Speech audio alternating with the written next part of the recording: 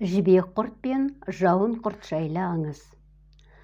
Сүлеймен патша Саба елінің ханшасы Былқысты айттырып елші жібереді.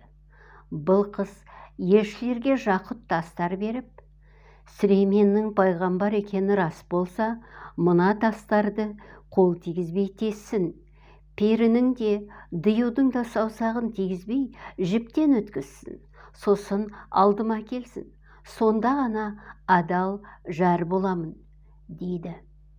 Сүлеймен не істерін білмей қиналады. Сонда Тәңірі тағала оған екі құртты көмекке жібереді.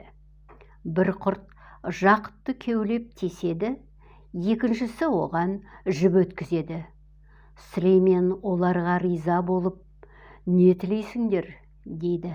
Олар: адам ұрпағына игілікті қызмет еткіміз келеді, бізге жер бетінен жай бер, дейді.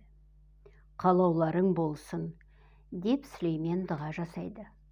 Сол сәтте бір құрт жауын құртына айналып жерді тесе бастайды. Қатты топырақты жеп, қопсытып, құнар береді. Адамның бау-бақшасы осының арқасында тез гүлденетін болыпты. Екінші құрт жібек құртына айналды. Ол тұт ағашын қорек етіп, жібек өндіреді. Адам ұрпағы содан бастап жібектен киім киіп, сән салтанаты арта түседі. Жібек киімге биттер түспейді екен. Сондықтан жібек көйлек тазалықтың кепілі саналыпты.